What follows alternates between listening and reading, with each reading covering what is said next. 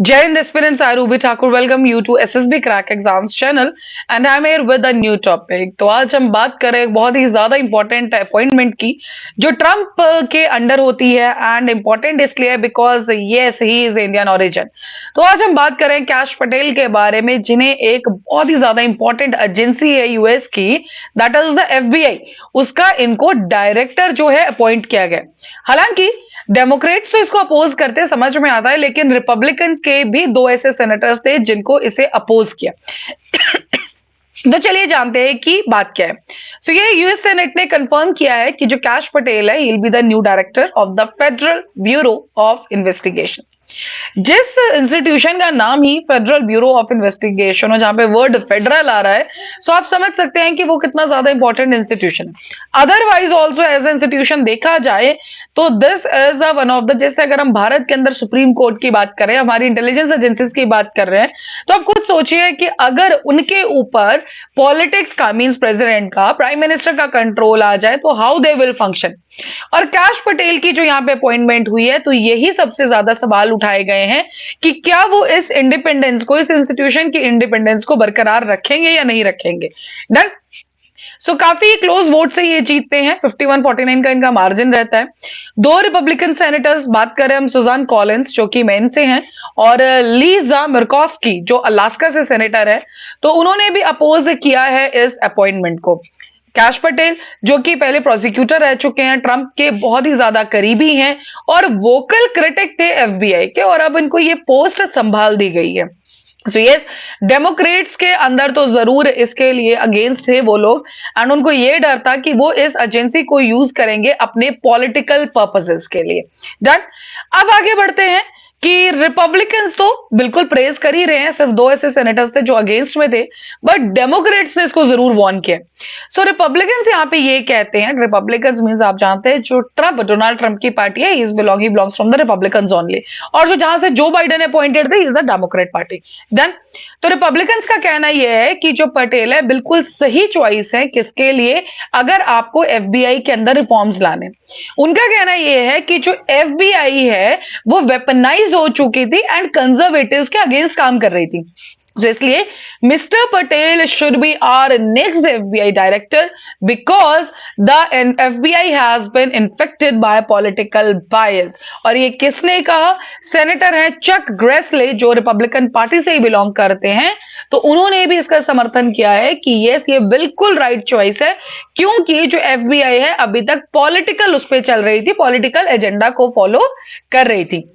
हालांकि डेमोक्रेट्स ने तो बिल्कुल अपोज करना है, लाजमी भी है। जब एक पार्टी से कोई एक हाई ऑफिशियल पे आप इलेक्ट करते हैं तो दूसरी पार्टी तो देखिए, आप इंडिया के अंदर भी देखेंगे, जैसे अभी हमने चीफ इलेक्शन कमिश्नर जब हमने अपॉइंट किए तो 3 लेवल कमेटी बनी, correct. So prime minister Modi, Amit Shah और राहुल गांधी जी बैठे थे, तो दोनों ने, प्राइम मिनिस्टर मोदी जी ने और अमित शाह जी ने उनको इलेक्ट कर दिया, but Rahul Gandhi oppose this. Done. So ये कुछ आई थिंक लगता है राजनीति के ये कुछ दाव पेच ही होते हैं।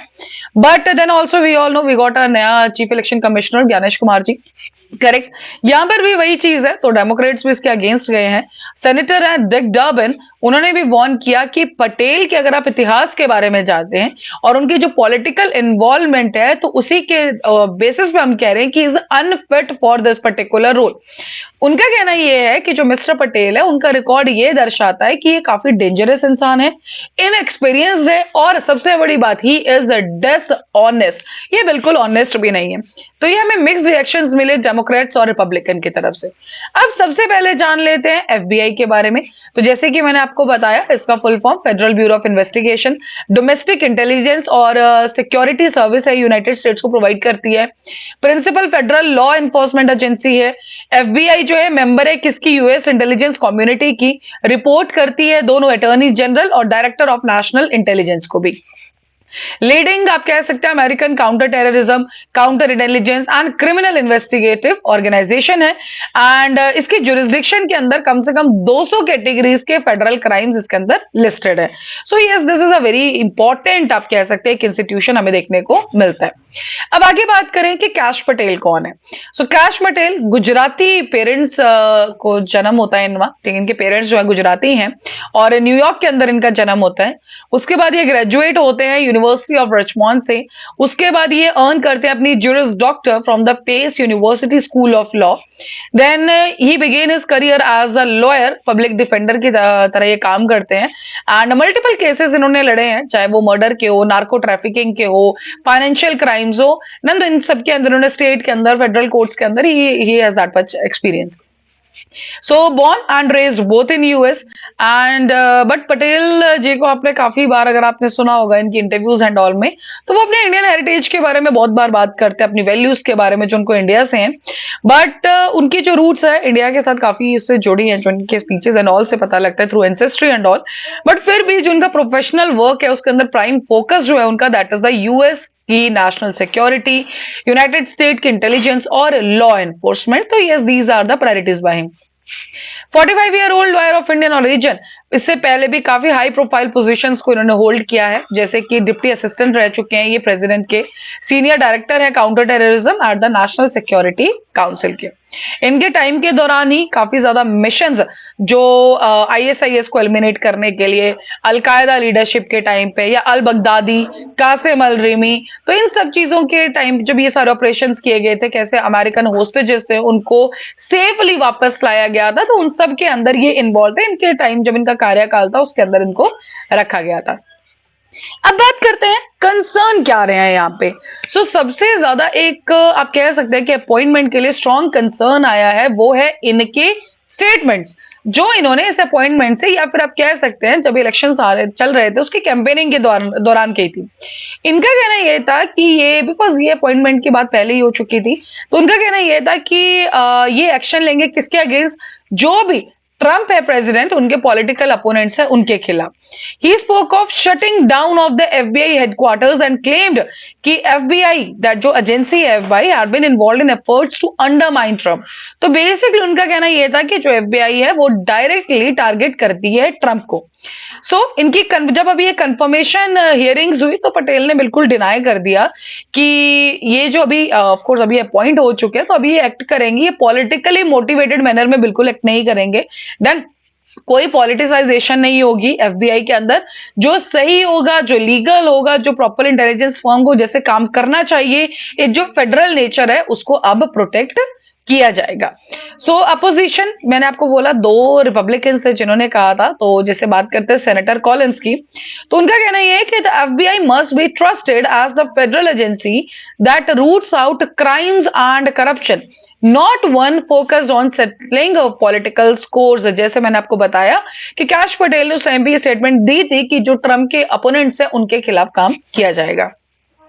अब यहाँ पर इस अपॉइंटमेंट के बाद हमें एक चीज तो समझ आ गई है कि डिवाइडेड फ्यूचर हमें देखने को मिल रहा है एफबीआई के लिए।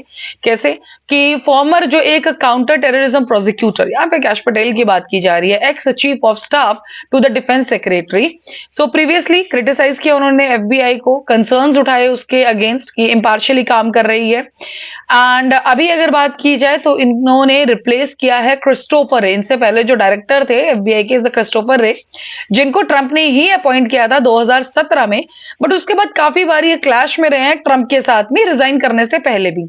यूजुअली जो एफबीआई के डायरेक्टर्स रहते हैं वो 10 साल के लिए काम करते हैं एजेंसी को प्रोटेक्ट करने के लिए, एंड प्रेसिडेंट कोई भी हो बेसिकली उनसे उनका कोई लेना देना नहीं होता है। बट यस, इनको जब देखा जाए तो 2017 में अगर अपॉइंट हो जाए 2027 तक इनका कार्यकाल था, लेकिन काफी क्लैश में रहे ये ट्रंप के साथ, इसलिए ट्रंप ने इनको रिमूव भी किया, एक्चुअली इनको रिजाइन ही देना पड़ा। एंड पटेल के काफी क्लोज टाइज थे ट्रंप के साथ, एंड उसी के बाद जो है उनको अपॉइंट भी किया गया। देन डेमोक्रेट्स का कहना है कि एफबीआई की जो रेप्यूटेशन है as a independent law enforcement agency वो खराब कर दी जाएगी। एंड जो एफबीआई है अगर अब इनके अपॉइंटमेंट के बाद एज अ डोनाल्ड ट्रंप की आर्मी की तरह वो फंक्शन करने लग जाएगी। ये सारी कंट्रोवर्सी उसके अंदर ऑलरेडी जब से इनकी अपॉइंटमेंट आई है वो चली रही है। लेकिन एक फाइनल स्टेटमेंट देते हैं यहाँ पे कैश पटेल कि my mission as director is clear, let good cops be cops and rebuild trust in the FBI. इनका कहना यह है कि पहले जो एफबीआई थी वो सही से काम नहीं कर रही थी, बट अब अगर मैं आ गया हूं तो यस, अब इसको बिल्कुल कोई पार्शियलिटी नहीं होगी, फेडरल तरीके से इसके अंदर काम किया जाएगा। ये तो थी कैश पटेल के बारे में बात, लेकिन कुछ और भारतीय जो ट्रंप के अंदर आपको काम करते दिखेंगे, जिनको पोजीशंस दी गई हैं। रिकी गिल, जिनको सीनियर डायरेक्टर अपॉइंट किया गया है south and central Asia national security council का, सौरभ शर्मा, जिनको प्रेसिडेंशियल पर्सोनल ऑफिस ज्वाइन करेंगे, स्टाफ और अपॉइंटमेंट्स पे फोकस करेंगे। फॉर्मर जर्नलिस्ट हैं कुश देसाई, उनको अपॉइंट किया गया है डिप्टी प्रेस सेक्रेटरी इन व्हाइट हाउस कम्युनिकेशंस टीम। आगे बात करते हैं अ वेरी फेमस नेम विवेक रामास्वामी, को leader department of government efficiency के एलॉन मस्क इनके साथ काम कर रहे हैं। जय भट्टाचार्य, जो डायरेक्टर है नेशनल इंस्टीट्यूट ऑफ हेल्थ के। Then we have the Sriram Krishna, जो senior white house policy adviser on artificial intelligence, और हरमीत के ढिल्लों, जो असिस्टेंट अटॉर्नी जनरल हैं सिविल राइट्स पे। सो ये है कुछ इंपॉर्टेंट भारतीय जिनको ट्रंप ने जगह दिया, बिल्कुल हाई पोस्ट उस पर उनको रखा गया।